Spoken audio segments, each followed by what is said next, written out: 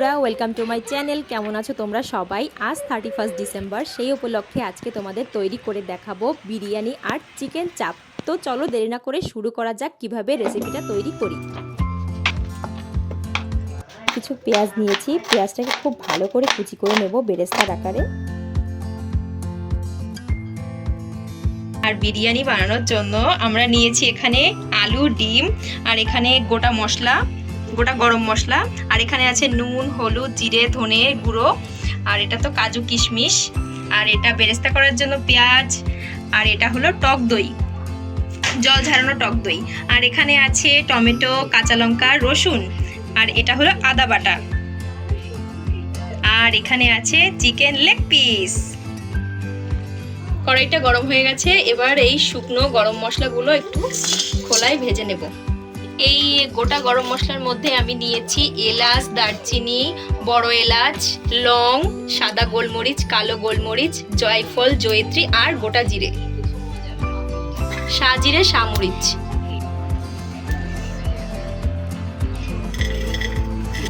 হালকা ভাজা হয়ে গেছে, সুন্দর একটা গন্ধ এসে গেছে। এবার আমরা এটাকে ঠান্ডা করে ব্লেন্ড করে নেব।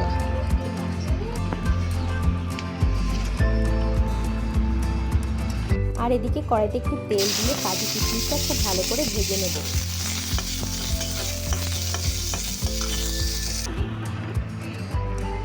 কাজু কিশমিশ ভাজা হয়ে গেছে, আর এখানে সামান্য আরও কিছু পরিমাণে তেল দিয়ে আমি পেঁয়াজটাকে ভেজে নেব। পেঁয়াজটা বেরেস্তা করে নেব এবার।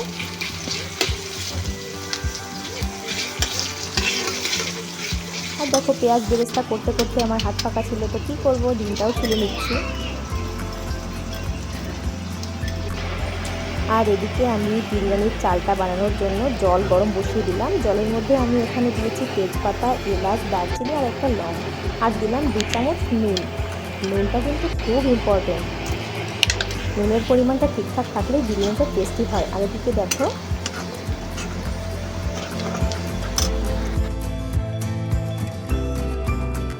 পেঁয়াজ বেরেস্তা হয়ে গেছে, সুন্দর কালার চলে এসছে। এবার পেঁয়াজ বেরেস্তাটা নামিয়ে নেব।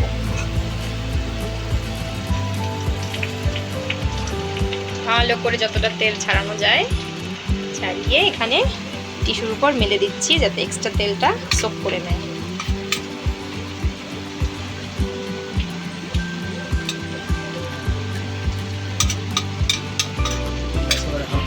আর এখানে অল্প পরিমাণে কিছু পেঁয়াজ আছে, এর মধ্যে ডিম আর আলুটা ভেজে নেব।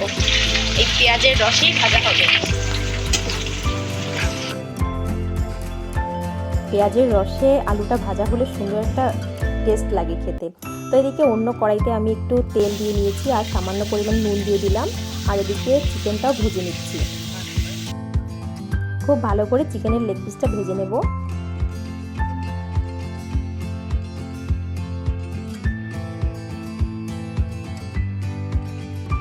আর এদিকে দেখো, আমাদের স্পেশাল বিরিয়ানি যে মশলাটা, ওটাও সুন্দরভাবে গুঁড়ো করা হয়ে গেছে। আর এখানে দেখো, আমি দিয়ে দিলাম আদা রসুন বাটা,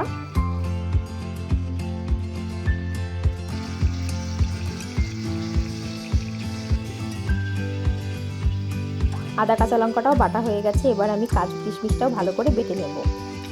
সামান্য একটু জল দিয়ে দিচ্ছি যাতে সুন্দর একটা পেস্ট হয়। এবার ওই আদা, কাঁচা লঙ্কা আর রসুনটা ভালো করে মশলার মধ্যে দিয়ে দিচ্ছি। এবার মশলাটাকে খুব ভালো করে কষিয়ে নিতে হবে।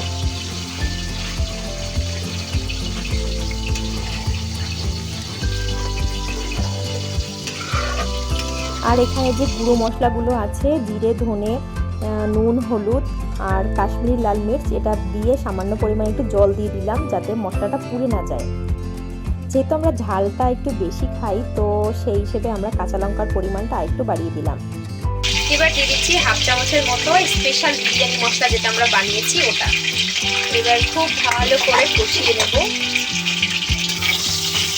দারুণ সুন্দর একটা গন্ধ বেরিয়েছে, হালকা হালকা তেলও ছাড়া শুরু করেছে, কিন্তু আরো ভালো করে কষাতে থাকবো। চিকেনটাও খুব ভালো করে ভাজা হয়ে গেছে, আর এদিকে চিকেনটাও খুব ভালো করে ভাজা হয়ে গেছে।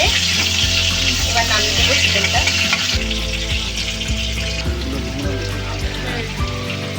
মশলা কষানো হয়ে গেছে, এবার চিকেনগুলো দিয়ে দিচ্ছি।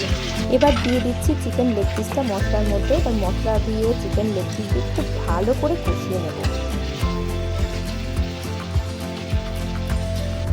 যতটা ভালো কষানো হবে ততটাই কিন্তু টেস্টি হবে চিকেন চাপটা খেতে। আর এদিকে দেখো কাজু কিশমিশের পেস্টটাও হয়ে গেছে আমাদের। আর টক দইটা খুব ভালো করে ফেটিয়ে নেব, যতটা ভালো ফেটানো হবে ততটাই কিন্তু ভালো, কারণ টক দইটা অনেক সময় কি হয় কড়াইয়ের মধ্যে দিলে ফেটে যায়, তাই আমরা খুব ভালো করে যদি ফেটিয়ে নাও তাহলে কিন্তু আর কড়াইতে দেওয়ার পর ফেটে যাওয়ার চান্সটা থাকবে না। আর দিয়ে দিচ্ছি 2 চামচ টক দই, আর এখানে দিয়ে দিলাম 2 চামচ কাজু কিশমিশ বাটা।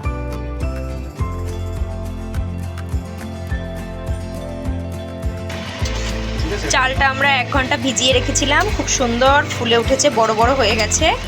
আর এদিকে জলটাও ফুটে গেছে, এবার চালটা দিয়ে চালটা সেদ্ধ করে নেব।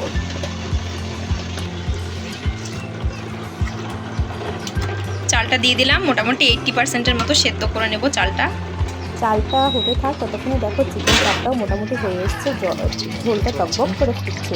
চামচ দুধ দিয়ে দিলাম, কেসারটা একটু ভিজবে।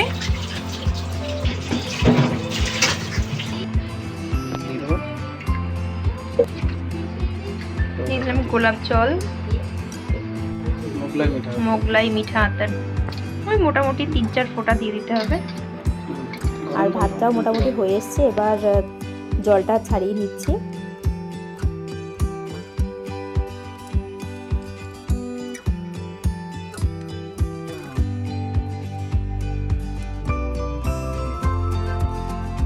আর এদিকে দেখো আমাদের চিকেন চাপের ফাইনাল লুকটা কি দারুণ হয়েছে দেখতে। এবার আমরা বিরিয়ানিটাকে দম দেওয়ার জন্য বসাবো। তো প্রথমেই দিয়ে দিলাম এখানে ঘি,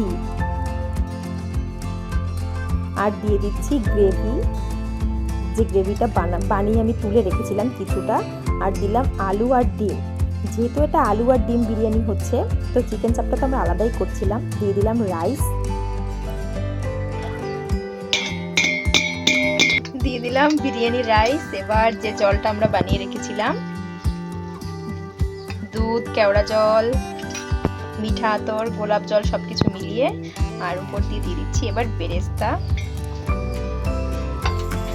এদিকে আমাদের বিরিয়ানি রেডি হয়ে গেছে, এবার দমের জন্য এটাকে তৈরি করছি। এদিকে হচ্ছে চিকেন চাপ, বিরিয়ানিটাও দমে বসে গেছে। চিকেন চাপের ফাইনাল লুক তোমরা দেখতে পাচ্ছ। আর এদিকে বিরিয়ানিটা দেখো কি দারুণ হয়েছে দেখতে, আর সুন্দর গন্ধ বেরিয়েছে, মানে এখনই খিদে পেয়ে যাচ্ছে। ঘরে থাকা সামান্য কিছু উপকরণ দিয়ে কিন্তু আমরা বিরিয়ানিটা বানালাম। আর দিয়েছি উপর দিয়ে ঘি দিয়ে দিলাম, যেটা স্পেশাল বিরিয়ানি বানানোর পর সবাই দেয় যেটা। তো এখানে আমি 2 চামচের মতো ঘি দিয়ে দিয়েছি।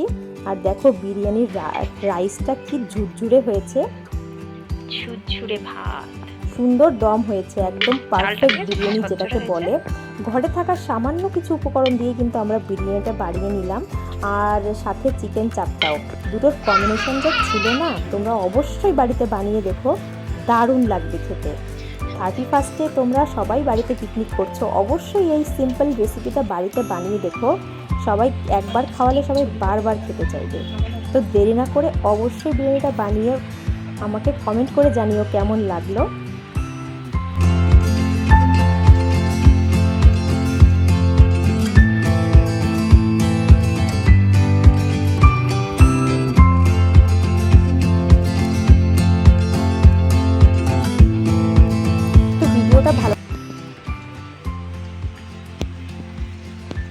ভিডিওটা ভালো লাগলে অবশ্যই আমার চ্যানেলটিকে সাবস্ক্রাইব করে রেখো, আর পাশে থাকা বেল আইকনটিও ক্লিক করে দিও।